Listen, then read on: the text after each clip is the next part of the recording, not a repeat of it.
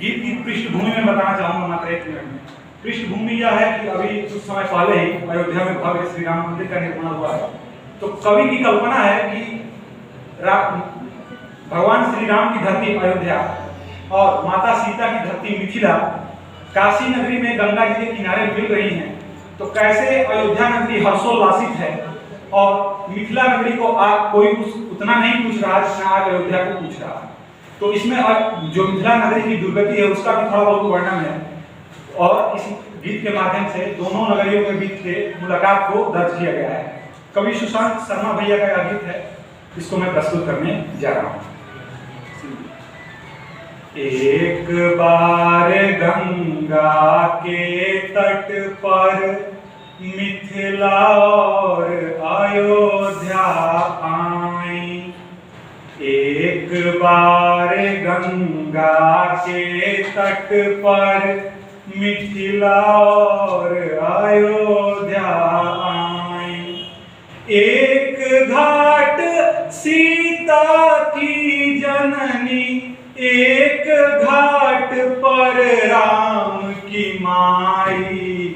एक बार गंगा के तट पर मिथिला और अयोध्या आई। और चूंकि अयोध्या में राम मंदिर बन रहा है तो अयोध्या कैसे हर्षोल्लासित है। हाथ लिए न्योछावर अपने, खड़ी अयोध्या मुस्काती थी।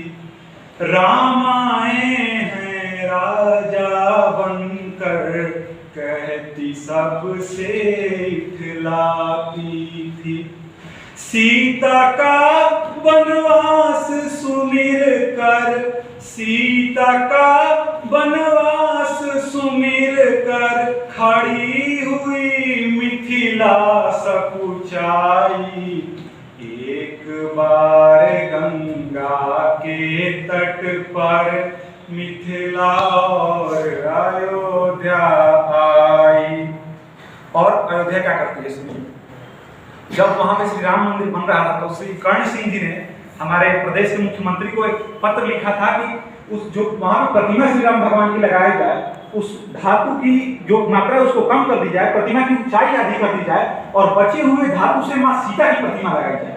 लेकिन इस बात की तरफ किसी का ध्यान नहीं गया। उसी को अगली पंक्तियों में प्रस्तुत किया गया है।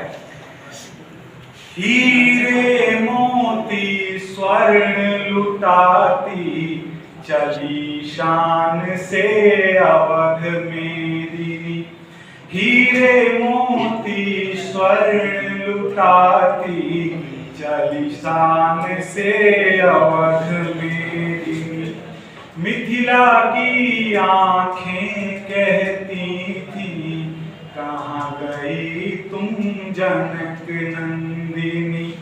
इस उत्सव में तुम्हें अयोध्या, इस उत्सव में तुम्हें अयोध्या, सीता बिल्कुल याद नाई। एक बार गंगा के तट पर मिथिला और अयोध्या। और अंतिम पंक्तियों में मिथिला की स्थिति कैसी है। मैले वसन दीन सा चेहरा, आंखों में आंसू की धारा। क्यों रोती है कौन बता तू, क्या दूं तुझको वैभव सारा। कहा अयोध्या ने तो बोली, कहा अयोध्या ने तो बोली, सीता ही लौटा दे माई। एक बार गंगा के तट पर मिथिला और अयोध्या। एक घाट सीता की जननी, एक घाट पर राम की माई। एक बार गंगा के तट पर मिथिला और अयोध्या।